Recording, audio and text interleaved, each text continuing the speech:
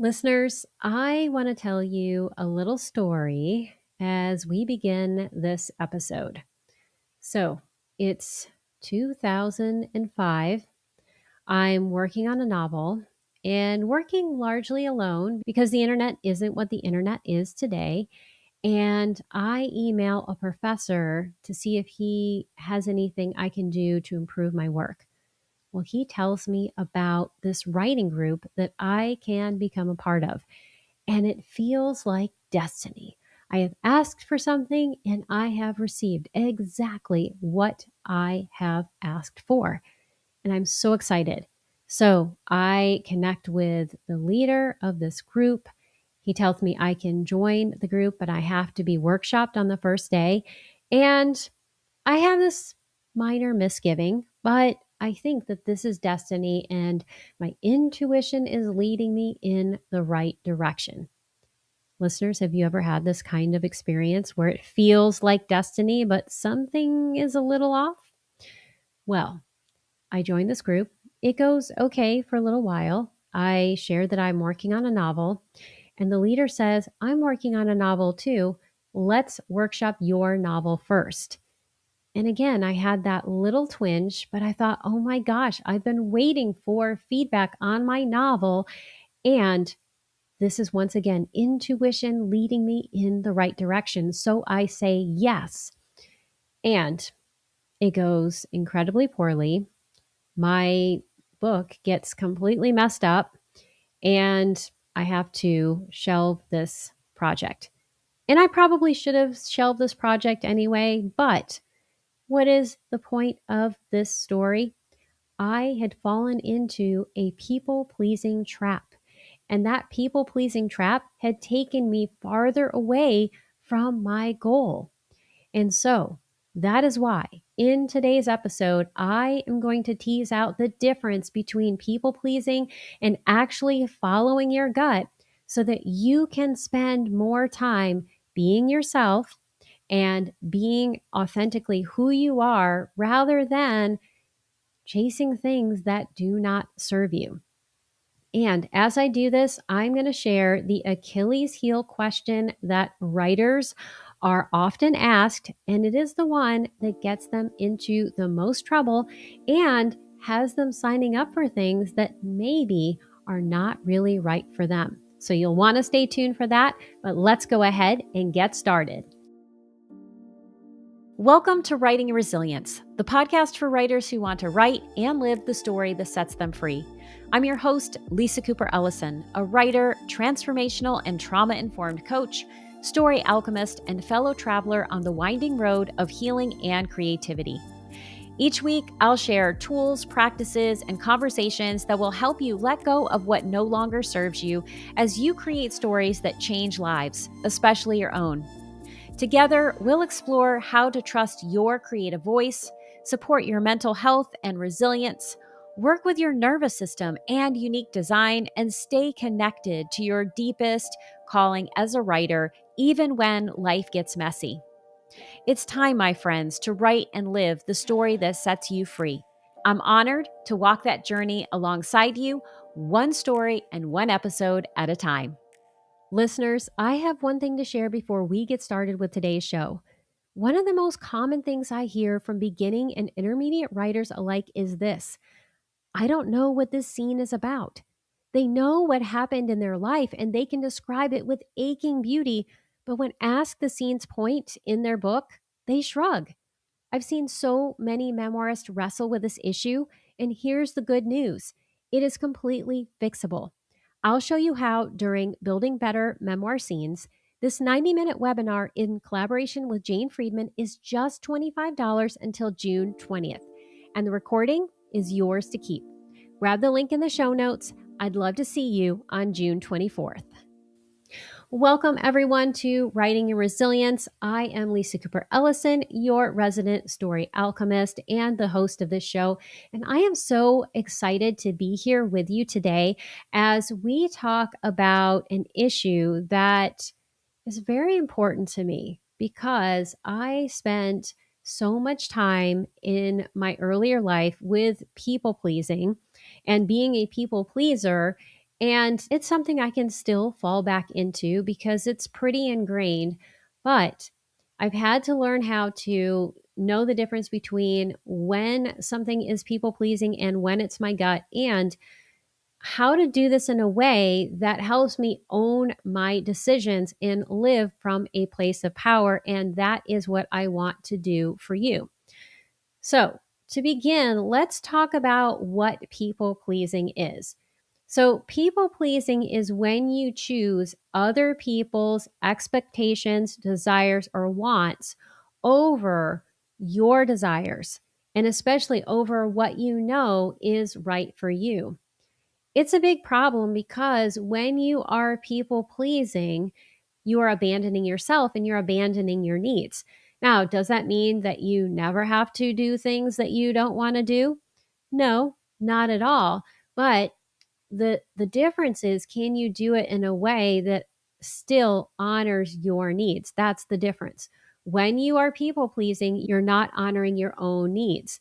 And sometimes we people please in a very conscious way.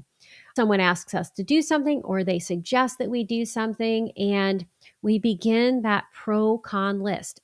All of this decision making from the neck up. We think, okay, what are the benefits of doing this? What are the cons of doing this, or what may go wrong?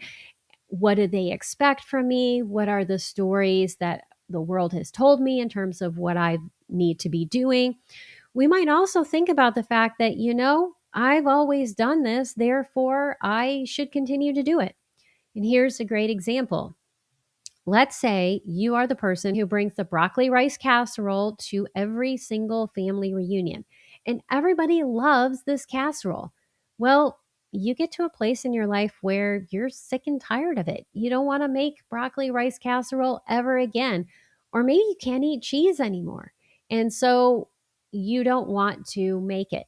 But you begin to think about, oh, but everybody wants it. They are expecting it.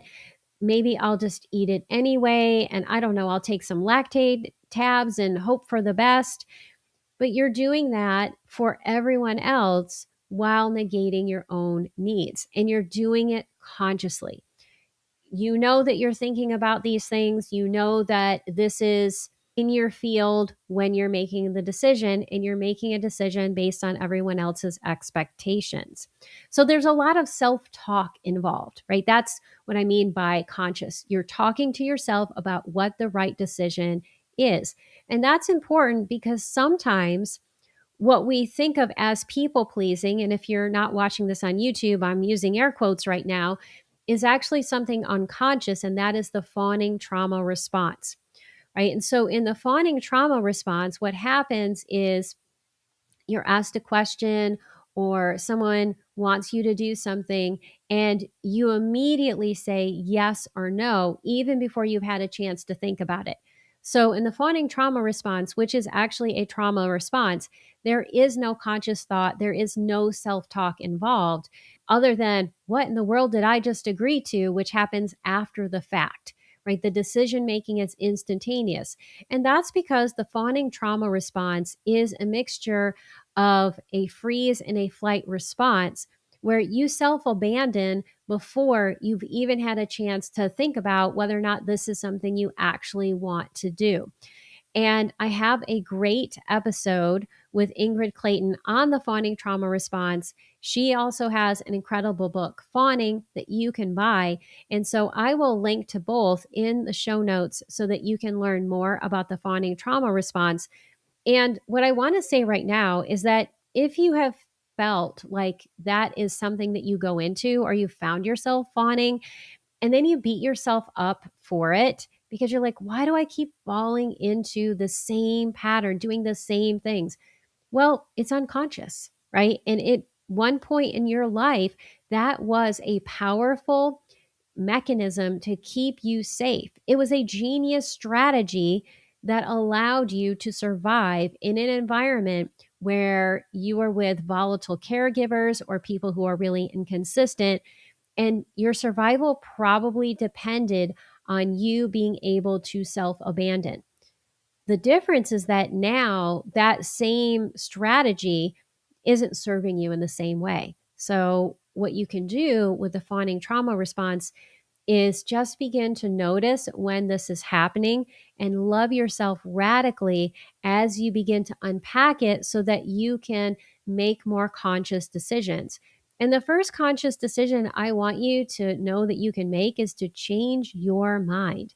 If you found that you have fallen into that and you've chosen something that really is abandoning you, you can make a change and you can say, I thought this was going to be a good idea, but I've realized what I actually need to do is this. And I'm sorry I wasn't able to tell you before. Or you can just say, this is just what I need to do. Because I was almost even going into the fawning trauma response, which is to over explain why you have to say no, and you don't actually have to do it. But you do want to begin to understand why you might be doing this. So often, what causes both the fawning trauma response and conscious people pleasing is the stories that we have been told about how we should behave, how we should operate, and who we should be. And in the case of the fawning trauma response, those responses are survival related. So if I don't give everyone else what I need, I will die or I will be abandoned, right? So there'll be usually some sort of abandonment related issue when it comes to the fawning trauma response. When it comes to more conscious people pleasing, it's usually that we're falling into the stories that the world has told us about who we should be, or perhaps parents or caregivers or someone else. But what happens is that we fall into these expectations. And so here are some of the stories that we may find ourselves in. And so it could be that we're falling into the expectation of, I've always done the certain thing that people like and I have to keep doing it. Or people who are hard workers are seen as good. So I have to keep working hard, even though I'm feeling exhausted. Or it could be any number of the other stories that we are told. And here's one that I was just talking about earlier today, which is the fact that the algorithms tell us we have to be online all the time. And if we're not, number one, they're going to suppress our content. And two, we're going to disappoint the people who are waiting for it.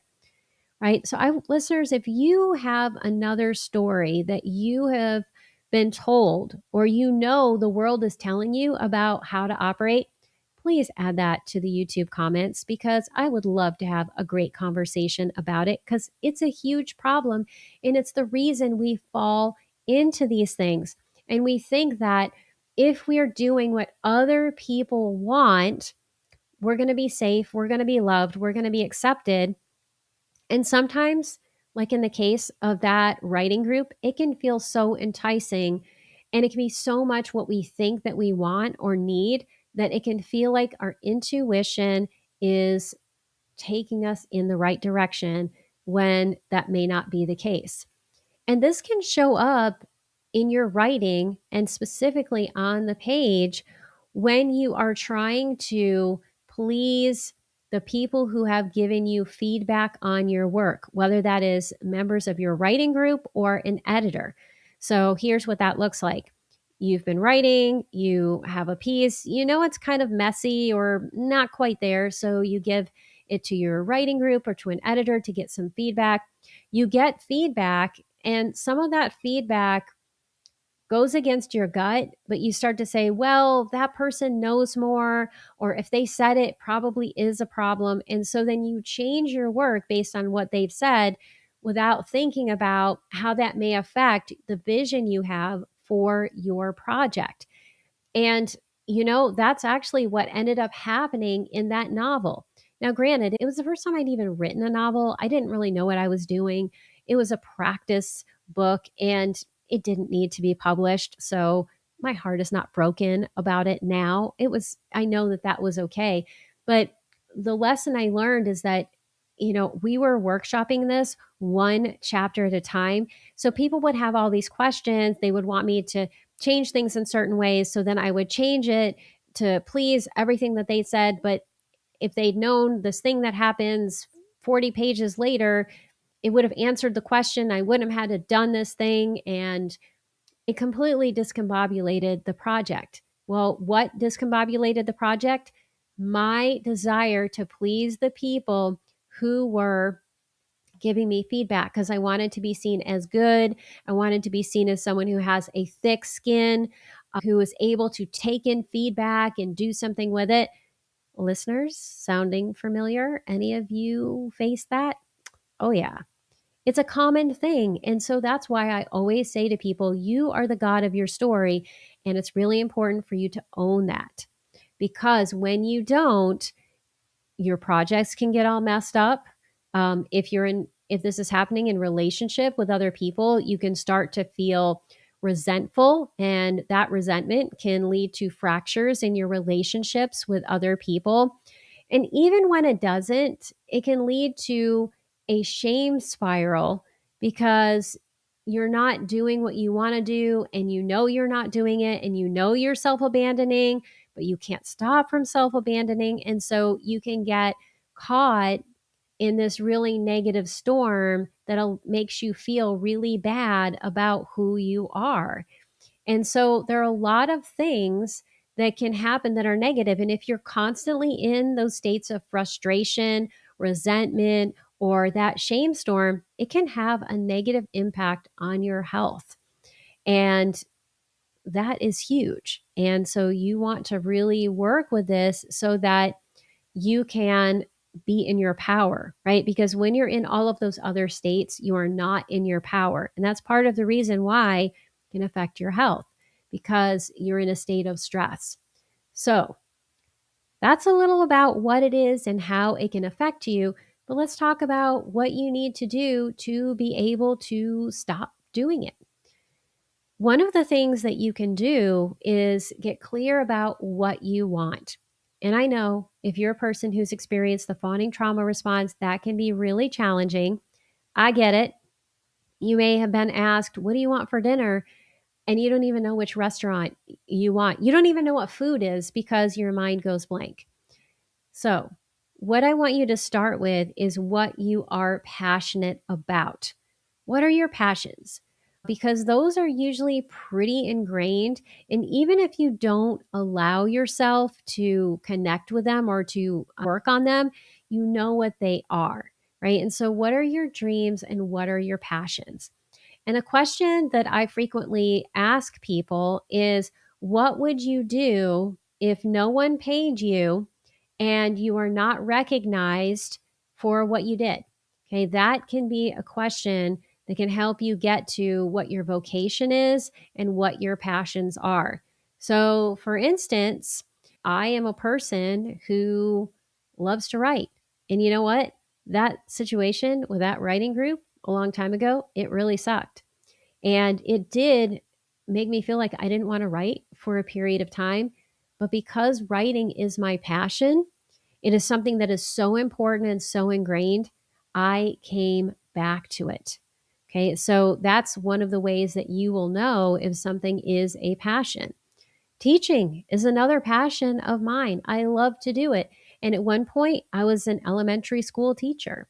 And now, even today, I do something completely different in terms of my job, but I still teach because it's a passion. And I find myself teaching, yes, professionally, but I also teach one on one or just in anything that I do, and I love it. So that's something you want to think about. What are those things that you would do no matter what? Because if you would do it no matter what, that's a passion. And the first thing you can do to get yourself out of people pleasing is begin to say, how can I make room for my passions? Even if it's just a little. Can I say no to something for 5 minutes? Can I not self abandon for 5 minutes so that I can do the one thing that matters to me? And so that little exercise can be one way that you can give yourself space to work on things. And so that is going to lead to my Achilles heel question, which I promised I would share. And this one is going to feel like tough medicine for some of you because you may think you're the only one. So, what is the question? I cannot tell you the number of times someone has told me they've been at a dinner party, they've shared some incredibly harrowing, interesting, powerful part of their life, and everyone has been captivated, and someone has said, "You should write a book about that." And then they feel like, "Oh my God, people say I should write a book about it. They love what I've done. I should write a book about it." And they come wanting to write this book, not knowing what it takes to write a book in terms of how much time, how much effort, all the things they'll need to learn. And often they have the expectation that not only are they going to write a book, but they're going to write a bestseller. So, what this is the equivalent of is being a person who's a couch potato, does not do any kind of running, to say, "I'm going to now run a marathon and help me do that in 2 weeks." That's often what's being suggested, and people don't realize it. And so I'm not suggesting that you don't have an interesting life and that you shouldn't write a book about it, because you very well might need to. But here's what I really want you to think about is that your passion? Is that the thing that you really want to do, that you would do even if it's never published and no one reads it?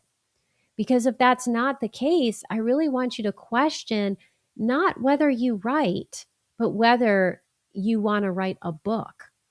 Or could you use writing in a different way? Could you write an essay? Could you write a short story? Could you write something else before committing to a book? And that, again, it's not about whether or not you should do it. It's about, are you doing that to please a group of people who've told you this is a good idea, right? They said you should write a book, right? That should word is there. Or is this something that is truly, authentically what you want to do? And listeners, I want you to just dig deep and decide for yourself. That's the most important thing, is to decide for yourself, because Dr. Rosenthal, who is the author of The Gifts of Adversity, told me back in 2015 at the Virginia Festival of the Book, was that if you want to write a book, you have to have something you really, really, really, really, really, really want to say. And that's because of the level of tenacity it takes, the time, and all of the energy. And so, listeners, just ask yourself, do you have something you really, really, really, really, really, really, really want to say?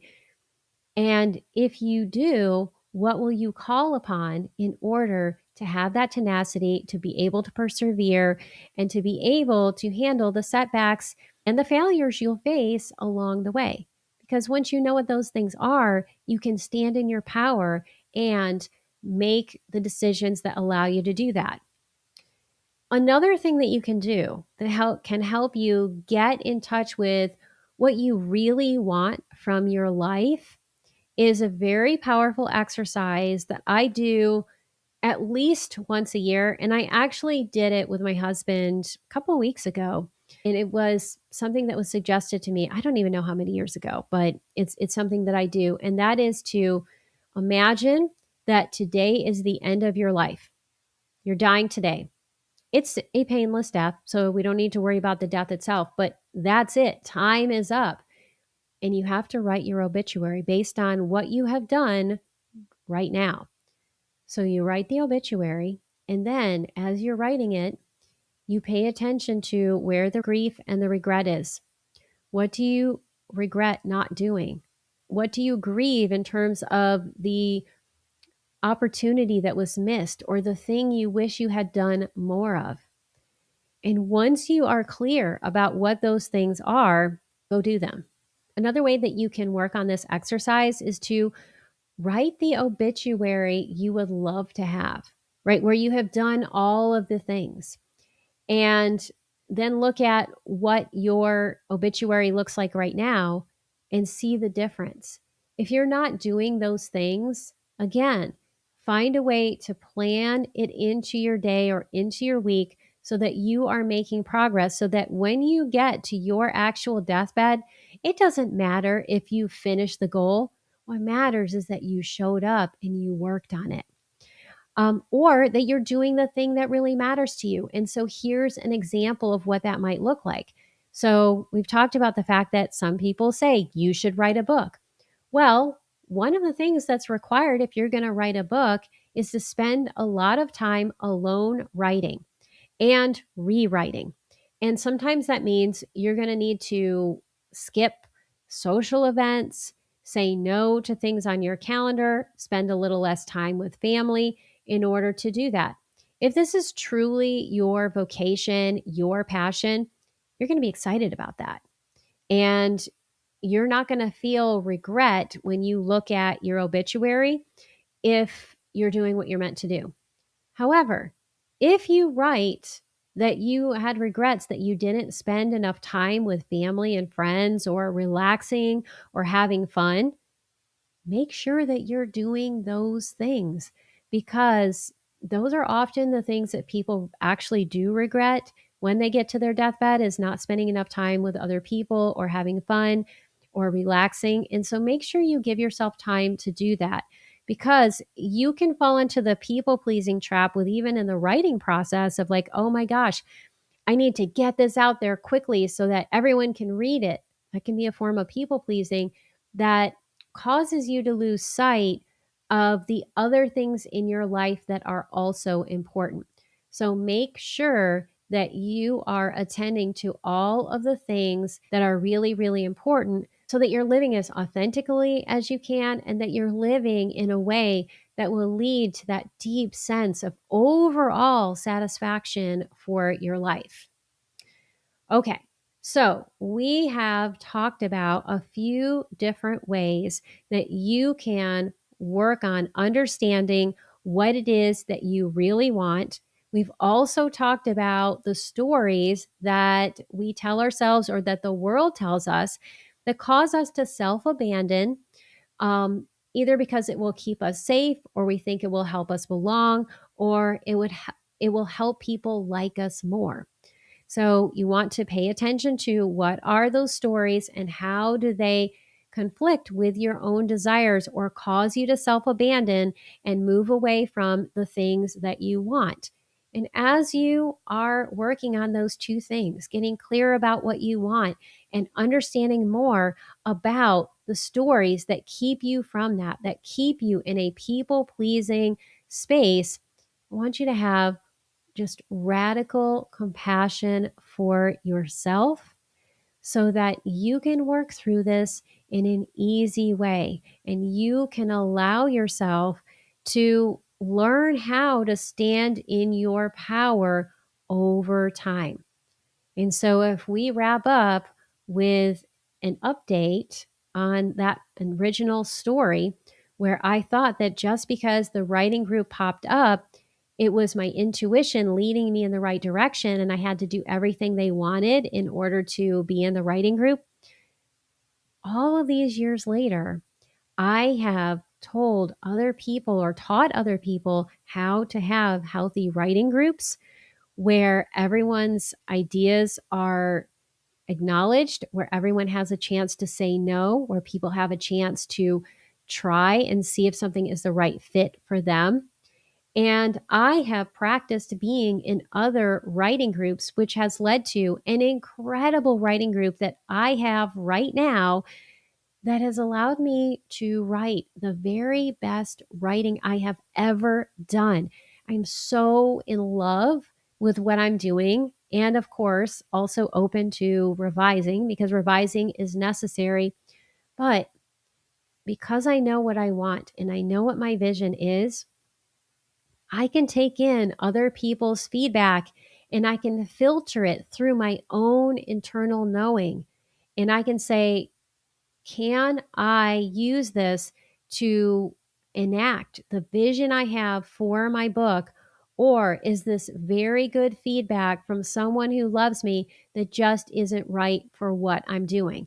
And I know when to say no, and I know when to say yes, and I feel good about my decisions. And in that way, I'm living in my power. And that, my friends, is what I hope for you. That's it for today's episode. Thank you so much for listening and for participating in this conversation. If you want to take this content a little further, I want you to get out your journal and write your obituary as if you died today. As you're writing it, I want you to note where you're feeling regret. What do you regret not having done? Or who do you regret not having spent more time with? Write those down and then make a plan to do the things that you believe you will regret. You will feel so good that you have had a chance to do that. And I would love it if you would share some of your answers in the YouTube comments. It is one of the ways that you can make my day. And speaking of your insights, your thoughts, and your feedback on the podcast, I want to thank Julie Piggott, JJ Scribe, Dora Tanover, and Nancy Keeler Writes Music Arts for your comments on my recent episode with Patricia Knight Meyer. So wonderful to hear from all of you, and I loved all of the things you had to say about my conversation with Patricia around her author platform. I also want to thank Doreen Francis for sharing your insights and for letting me know who else is talking about the same content when it comes to debunking our author platforms and the need to really protect our hearts as we do this work. Doreen, it was so great to hear from you. Thank you so much for furthering that conversation. And listeners, if you haven't reached out to the show, I would love to hear from you too.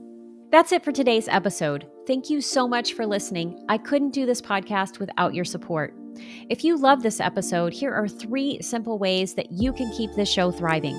1, subscribe to the show on Apple Podcasts, Spotify, YouTube, or your favorite podcast platform so you never miss an episode. 2, leave a 5-star review so others can find the show. 3, join my engaged dynamic community by signing up for the Writing Your Resilience newsletter.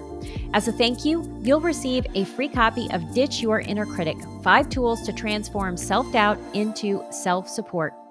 Until next time, remember that your story matters. As you write and connect with the truest, most authentic version, you become not just the writer, but the person you're meant to be. And that, my friends, is the real freedom writing can offer.